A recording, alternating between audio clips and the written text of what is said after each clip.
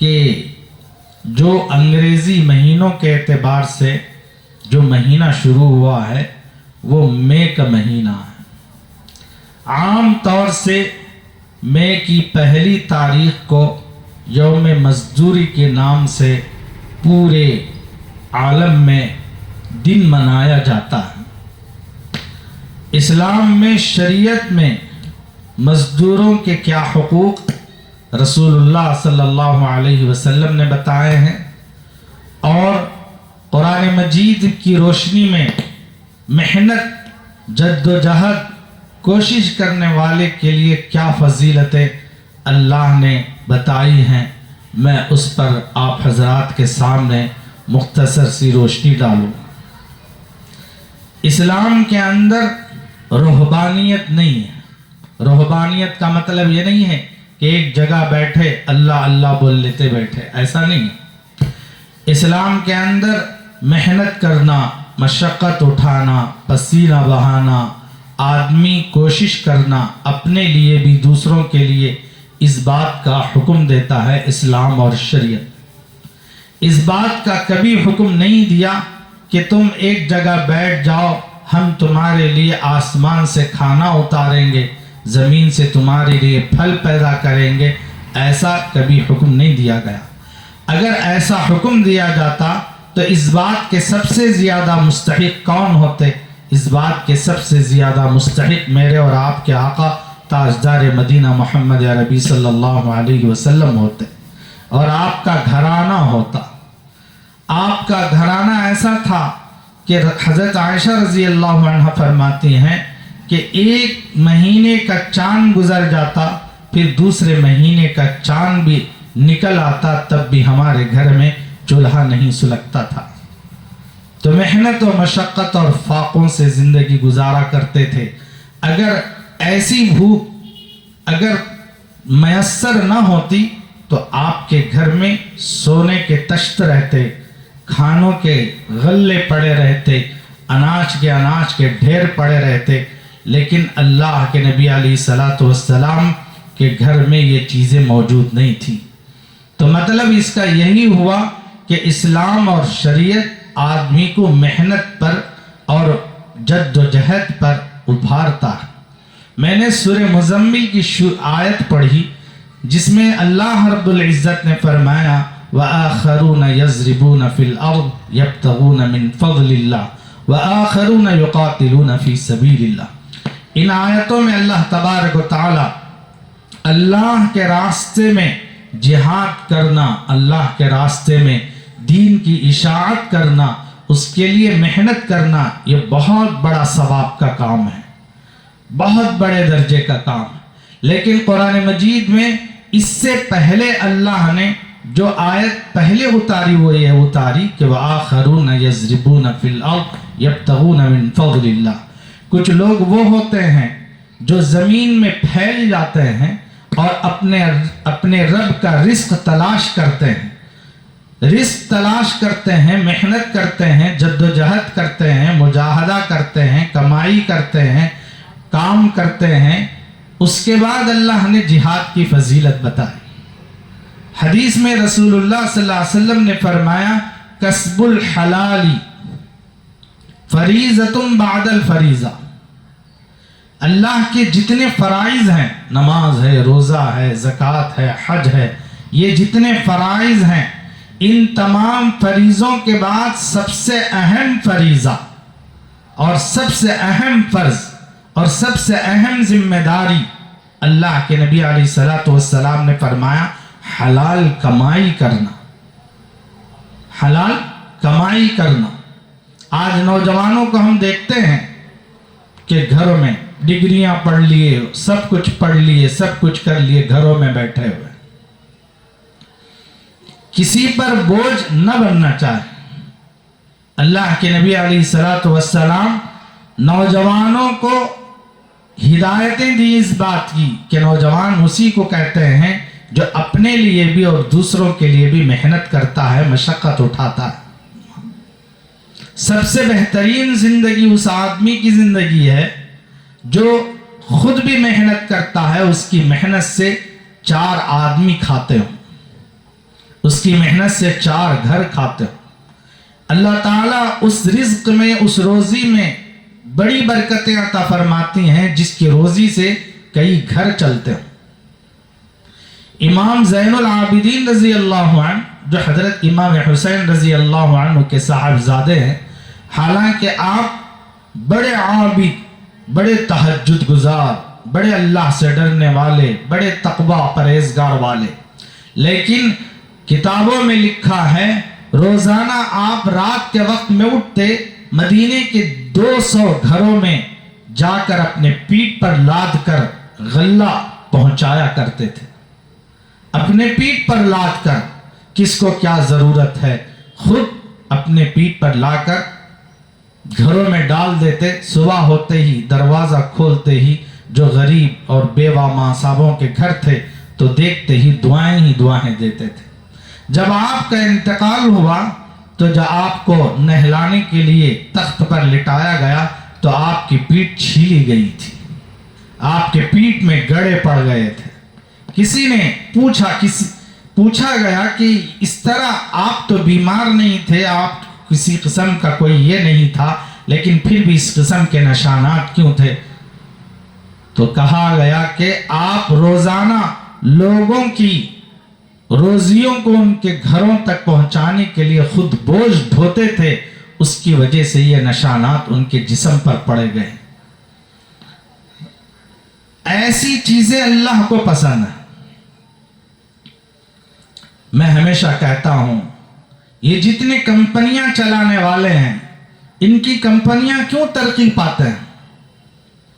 اس لیے کہ ایک کمپنی کے ذریعے سے ہزاروں لوگ روزی حاصل کرتے ہیں، ہزاروں لوگوں کے گھر چلتے ہیں، ہزاروں لوگوں کے بچوں کی پڑھائیاں چلتے ہیں، ان کے کھانے پینے کا سامان مہیا ہوتا ہے، جس کی وجہ سے اللہ تبارک و تعالیٰ کبھی ان کو نقصان نہیں دیتے، چاہے وہ مسلمان ہو چاہے غیر ہو۔ لیکن اللہ کو وہ انسان پسند ہے جو محنت کر کے دوسروں کے لیے کارآمد بنتا ہے، جو دوسروں کے لیے فائدہ مند بنتا ہے، جو دوسروں کے لیے اچھا ذریعہ بنتا ہے۔ حدیث میں آتا ہے رسول اللہ صلی اللہ علیہ وسلم نے فرمایا ہر مسلمان پر صدقہ دینا ضروری ہے، ہر مسلمان پر صدقہ دینا ضروری ہے۔ اللہ کے نبی نے فرمایا، صحابہ نے کہا یا رسول اللہ کسی کے پاس صدقہ دینے کے لیے مال نہیں ہے تو کیا کرے؟ صدقہ تو کس سے دیا جاتا ہے؟ مال سے دیا جاتا ہے۔ رسول اللہ صلی اللہ علیہ وسلم نے فرمایا نہیں، آدمی کو چاہیے کہ اگر اس کے پاس مال نہیں ہے تو وہ محنت کرے، خود بھی اپنی ذات کو فائدہ پہنچائے اور اس کے بعد اپنی محنت کے ذریعے سے کما کر دوسروں کو صدقہ کرے۔ اللہ کے نبی نے یہ نہیں فرمایا کہ صدقہ دینے کے لیے تم خود مانگو، بلکہ یہ کہا کہ محنت کرو، کام کرو، آپ کی محنت سے جو حاصل ہوتا ہے اس سے تم بھی فائدہ اٹھاؤ اور دوسروں کو بھی فائدہ پہنچاؤ۔ صحابی نے کہا یا رسول اللہ اگر یہ بھی نہ کر سکے، یعنی محنت بھی نہ کر سکے تو کیا کریں؟ اللہ کے نبی علیہ الصلوۃ والسلام نے فرمایا کسی مغموم آدمی، ضرورت مند آدمی جو بوجھوں میں دبا ہوا ہے، قرضوں میں دبا ہوا ہے، پریشان حال ہے، ایسے آدمی کے پاس بیٹھ کر اس کے لیے سہارا بن جاؤ، 2-3 باتیں اس کو تسلی کے کہہ دو، 2-3 باتیں اس کو ہمت دلا دینے کی، حوصلے کی کہہ دو، یہ بھی صدقہ ہے فرمایا۔ کسی نے کہا اگر کوئی یہ بھی نہیں کر سکتا تو رسول اللہ صلی اللہ علیہ وسلم نے فرمایا کسی کے لیے بھلائی کا کام بن جاؤ۔ اگر کوئی یہ بھی نہیں کر سکا تو اللہ کے نبی نے علیہ الصلوۃ والسلام نے فرمایا کہ نیکی کا حکم کرو، نیکی کی بات بتاؤ، یہ بھی صدقہ ہے۔ کسی نے کہا یا رسول اللہ ہم یہ بھی نہ کر سکے تو کیا کریں؟ صحابہ سوال پر سوال کرتے جا رہے ہیں تو اللہ کے نبی نے فرمایا اگر کوئی یہ بھی نہ کر سکے تو کم از کم اتنا کرے کہ اپنی ذات کو برائی سے بچا لو، اپنی ذات کو کس سے بچا لو؟ برائی سے. جب ہم خود برائی سے بچیں گے تو ہماری ذات سے دوسرے بھی برائی سے بچ جائیں. حدیث میں ہی آتا ہے، رسول اللہ صلی اللہ علیہ وسلم نے فرمایا المسلم من سلم المسلمون من لسانہ و یدہ. مسلمان وہ ہے جس کے ہاتھ و زبان سے دوسرا مسلمان محفوظ ہو. جس کے ہاتھ و زبان سے دوسرا مسلمان کب محفوظ ہوگا؟ اس وقت محفوظ ہوگا جب خود یہ برائی سے بچے گا، جب یہ خود گناہوں سے بچے گا، جب یہ خود ایسی چیزوں سے اپنے آپ کی حفاظت کرے گا تو دوسرا سامنے والا بھی اس کی زبان سے، اس کے ہاتھ سے کیا ہے؟ محفوظ رہے گا. تو ان تمام حدیثوں کا خلاصہ یہی ہے کہ آدمی کو رسول اللہ صلی اللہ علیہ وسلم نے محنت پر ابھارا. اسلام نے آدمی کو بیٹھنے کے لیے نہیں کہا، دوسروں کا بوجھ بننے کے لیے نہیں کہا، بلکہ دوسروں کا سہارا بننے کے لیے کہا. میں نے گزشتہ ہی ایک حدیث بیان کی تھی جس میں رسول اللہ صلی اللہ علیہ وسلم نے فرمایا خیر الناس من ینفعہم للناس. لوگوں میں بہترین آدمی وہ ہے جو دوسرے لوگوں کو فائدہ پہنچاتا ہے. اب فائدہ پہنچانے والے لوگ کون ہیں؟ جیسا کہ عالمی اعتبار سے دن منایا جاتا ہے مزدوروں کا، تو یہ مزدور لوگ خود بھی محنت کرتے ہیں، اپنا گھر چلاتے ہیں، دوسروں کا بھی ذریعہ بنتے ہیں کام آنے کا. لیکن ایک وقت تھا ایسا کہ ان کے حقوق کو مارا جاتا تھا، ان کے حقوق کو دبایا جاتا تھا. ظلم پر ظلم ہوتے ہوتے وہ زمانہ، جس زمانے میں ان کے حقوق کو مارے جاتے تھے، ان کے حقوق دبائے جاتے تھے، وہ زمانہ ایسا تھا کہ جب محنت کی کوئی قدر نہیں ہوتی تھی. محنت کی کوئی قدر نہیں ہوتی تھی. جب محنت ایسا کرتے تھے لوگ کہ گدھوں کی طرح محنت کرتے تھے، جانوروں کی طرح محنت کرتے تھے، تو ان کو ملنے والی مزدوری 1 آنا، 2 آنا، 3 آنا، 4 آنا، یا 1 روپیہ 2 روپیہ اس طرح ملتی تھی. اس وقت میں پیسوں کی قدر تھی، محنت کی قدر نہیں تھی. آج ہم جس دور میں زندگی گزار رہے ہیں یہاں پیسوں کی کوئی قدر نہیں، محنت کی قدر ہے. آدمی کے سیکنڈ سیکنڈ کی قدر ہے.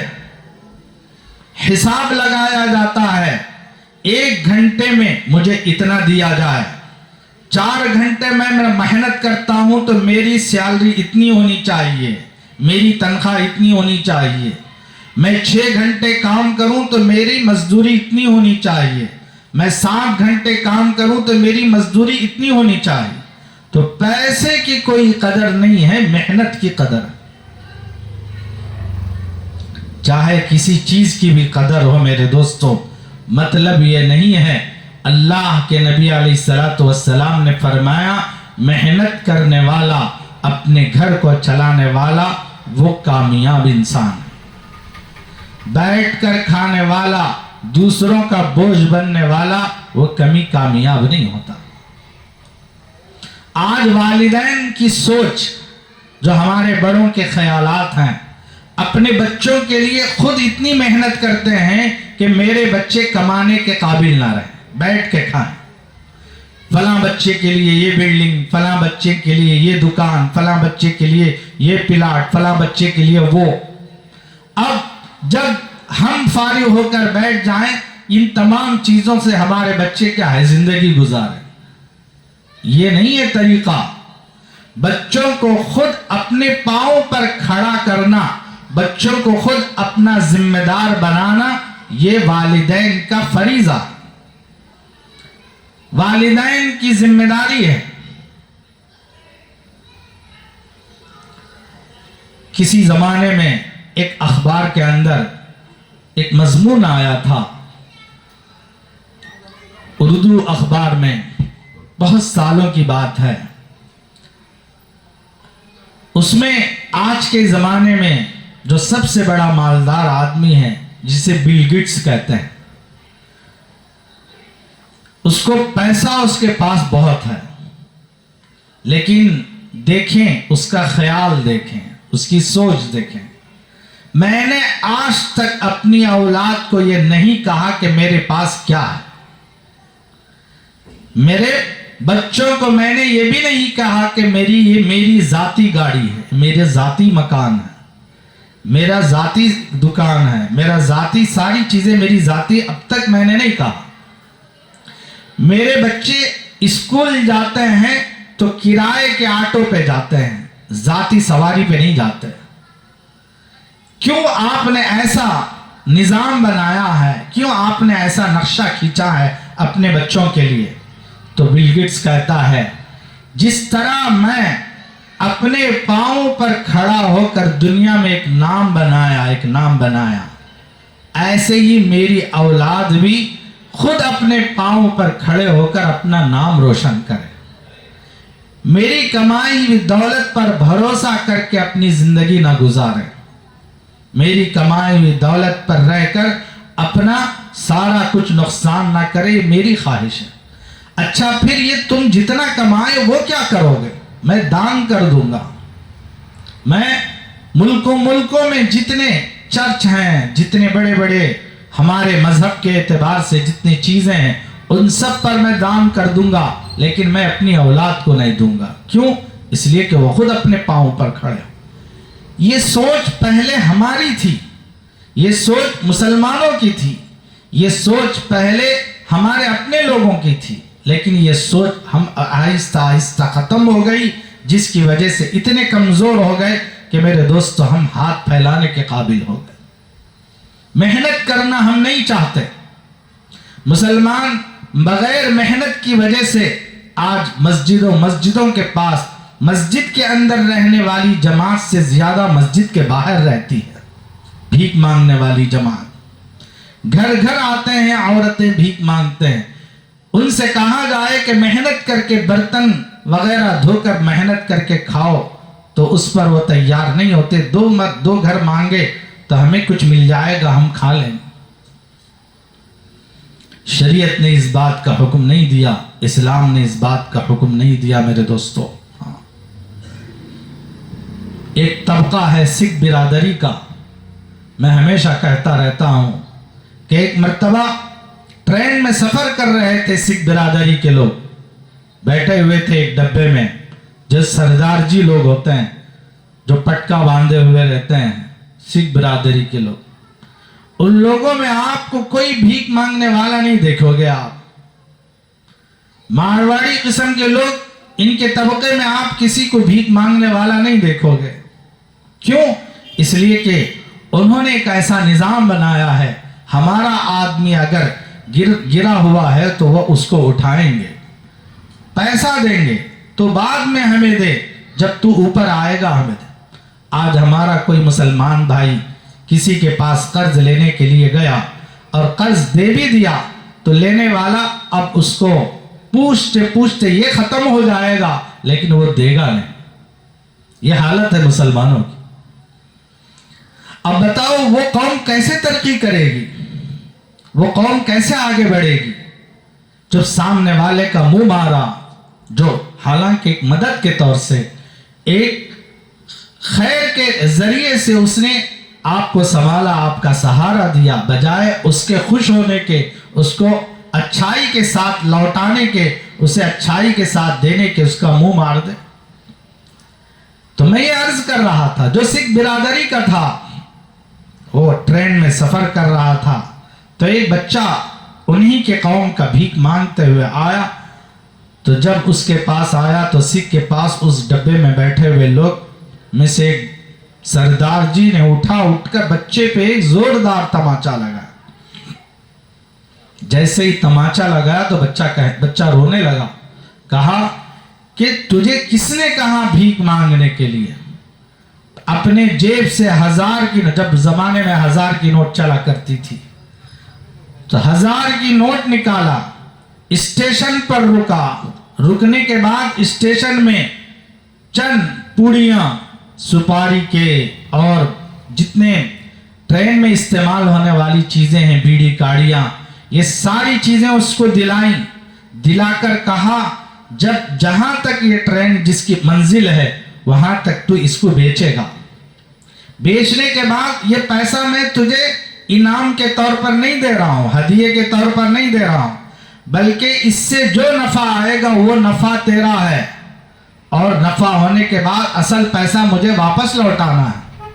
हम तो मजदूर आदमी जो मेहनत करने वाला है, हम उससे पैसा उसको देने के बजाय मेहनत पे इतना उसको नीचे करते हैं, इतना नीचे मजदूरी पे ले जाते हैं कि आइंदा वो मजदूरी पे आने के लिए डरेगा।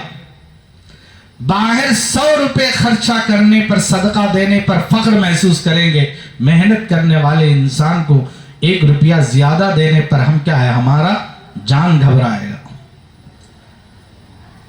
ये जितने पेशावर फकीर लोग हैं, इनको 50 रुपये, 100 रुपये, 200 रुपये हम सदका करने पर क्या करेंगे, फख्र महसूस करेंगे।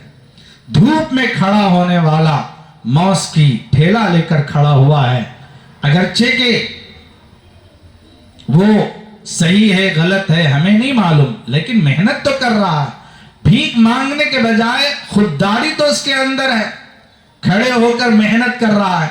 अब हम जब मौस खरीदने जाते हैं तो कैसे भाव तय करते हैं, अगर वो 70 रुपए कहा तो हम 50 रुपए देंगे, और 50 रुपए अगर खुदा न खास्ता दे भी दिया तो हम समझते हैं हम कामयाब हो गए, मेरे 20 रुपए बच गए। अब इधर बाजू जब खरीद कर हम ऐसे ही पलटे तो एक फकीर खड़ी हुई है और या कोई माजूर आदमी खड़ा हुआ है भीख मांगने के लिए, वो 20 रुपए हम उसको दे देते,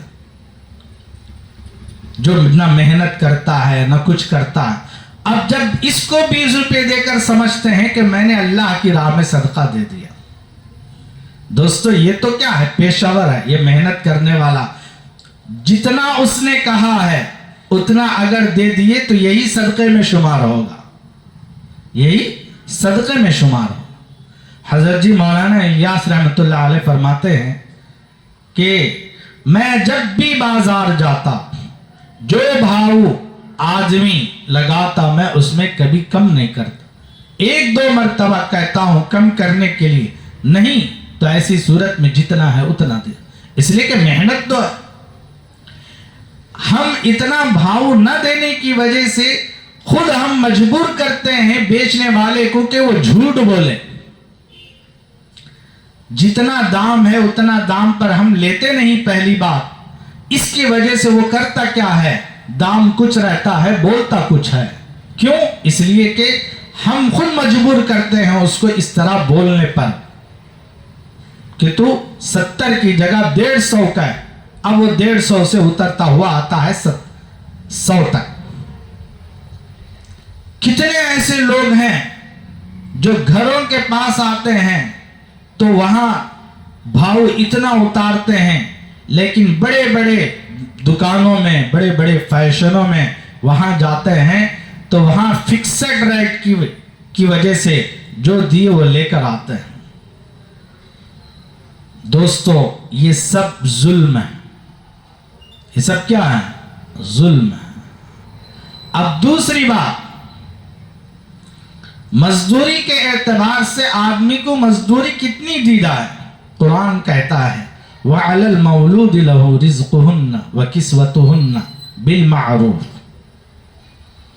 औरत जिसको मर्द ने तलाक दे दी, अब उसके हाथ में बच्चा है, छोटा सा दूध पीता बच्चा, कुरान कहता है इसके इद्दत तक के जमाने में नाम और नफका देने की जिम्मेदारी मर्द पर है, बाप पर है।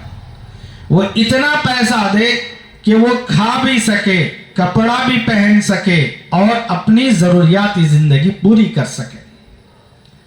कितने ऐसे घर हैं, कितने ऐसी चीजें हैं जहां पर हम मजदूरों को इतना देते हैं कि उनकी घर की घरेलू जिंदगी भी पूरी नहीं हो सकती, घरेलू जिंदगी भी पूरी नहीं। दीगर दुनियावी जरूरतों पर नजर डालने के बजाय दीनी जरूरतों पर नजर डालें। मैंने पहले ही कहा, एक जरूरत है दुनिया की, एक जरूरत है आखिरत की। دنیا کی ضرورت کو ہم نے ضرورت سمجھا، جس کے لیے ہزاروں روپے، لاکھوں روپے، کروڑوں روپے دینے کے لیے تیار ہیں، لیکن آخرت کی ضرورت کو ہم نے ضرورت نہیں سمجھا۔ اس کو ہم سمجھتے ہیں کہ دین بیچ رہے ہیں پیسوں کے ذریعے سے، دین بیچ رہے ہیں پیسوں کے ذریعے سے۔ حضرت سیدنا ابو بکر صدیق رضی اللہ عنہ، آپ تجارت کرتے تھے۔ آپ کیا کرتے تھے؟ ہر صحابی تجارت کرتے تھے۔ حضرت عمر رضی اللہ عنہ تاجر تھے، ابو بکر صدیق رضی اللہ عنہ تاجر تھے، لیکن جب ابو بکر صدیق رضی اللہ عنہ تجارت کر رہے تھے، رسول اللہ صلی اللہ علیہ وسلم کے انتقال کے بعد آپ پر مسلمانوں کی ذمہ داری ڈالی گئی، مسلمانوں کی ذمہ داری ڈالی گئی۔ صبح ہوتے ہی آپ اپنی تھیلی لے کر تجارت کرنے کے لیے بازار کے نہیں نکلے۔ ابو عمر رضی اللہ عنہ دوڑے دوڑے آئے، آ کر ہاتھ پکڑا اور کہا، اے ابو بکر کہاں جا رہے ہو؟ اے خلیفۃ المسلمین تم کہاں جا رہے ہو؟ تو ابو بکر صدیق رضی اللہ عنہ نے کہا، میں گھریلو آدمی ہوں، میرے بچے ہیں، میری بیوی ہے، ایک بیوی نہیں دو بیویاں ہیں، 2 گھر چلاتا ہوں، اب میں خالی ساری مسلمانوں کی ذمہ داری لے کر گھر میں بیٹھ جاؤں تو ان کو کون کھلائے گا، ان کو کون پلائے گا؟ کیا من و سلوہ اترے گا یا زمین پھٹے گی، زمین سے خزانہ نکلے گا؟ میری محنت میرے ساتھ، میری محنت ہے، میں اس کے بغیر تو زندگی نہیں گزار سکتا۔ حضرت ابو بکر صدیق رضی اللہ عنہ نے جب کہا تو عمر رضی اللہ عنہ فوراً مسجد نبوی میں بڑے بڑے اکابر صحابہ کو بلائے، مشورہ کیا اور فرمایا، ابو بکر رضی اللہ عنہ تاجر ہیں، اگر یہ اسی طرح تجارت کے لیے روزانہ نکلتے ہوئے اپنے مسجد سے، اپنے گھر سے نکل گئے مسجد نبوی سے، تو مسلمانوں کی ضرورات کا کیا ہوگا، ان کی ذمہ داری کا کیا ہوگا، مسلمانوں کے جتنے حقوق ہیں ان کے حقوق اور ان کے مسائل کا کیا ہوگا۔ اس لیے اب ان کی ضرورت کے لیے ہماری ذمہ داری ہے کہ بیت المال سے ان کو وظیفہ دیا جائے، اور اتنا وظیفہ دیا جائے جتنا روزانہ ایک آدمی کے گھر کی ذمہ داری پوری ہو سکتی۔ میرے دوستو، آج مسجدوں کا حال دیکھیں، شہر میں کتنی مسجدیں ہیں، ریاست میں کتنی مسجدیں ہیں۔ کبھی کبھی رونا آتا ہے کہ ان کو اتنا بھی نہیں دیا جاتا جن کی روزمرہ کی زندگی وہ آسانی سے گزار سکے، بلکہ کہا جاتا ہے کہ رہنا ہے تو رہو، نہیں تو جاؤ دوسری جگہ دیکھ لو۔ اب بتاؤ، اللہ کی مددیں آئیں گی؟ اور اس پر تانا مزید یہ دیا جاتا ہے کہ یہ دین کے ذریعے سے پیسہ مانگتے ہیں، مزید تانا اور مزید ظلم ہی کہا جاتا ہے۔ بہت سے ایسے مساجد ہیں، میں آپ حضرات سے ادباً التماس کرتا ہوں کہ حدیث میں آتا ہے، رسول اللہ صلی اللہ علیہ وسلم نے فرمایا، مزدور کو پسینہ سوکھنے سے پہلے اس کی پوری مزدوری دے دی جائے، اگر نہ دی جائے تو دیگر مسائل گھر کے اندر ہمارے خود پیدا ہوں گے۔ کوئی بچہ بیمار ہوگا، کوئی بڑا بیمار ہوگا، کوئی فلاں ہوگا، کوئی فلاں ہوگا، ہمارے جتنے مسائل باہر کے ہیں وہ اٹکے ہوئے رہیں گے۔ کیوں؟ اس لیے کہ ہم نے کسی کا حق مارا۔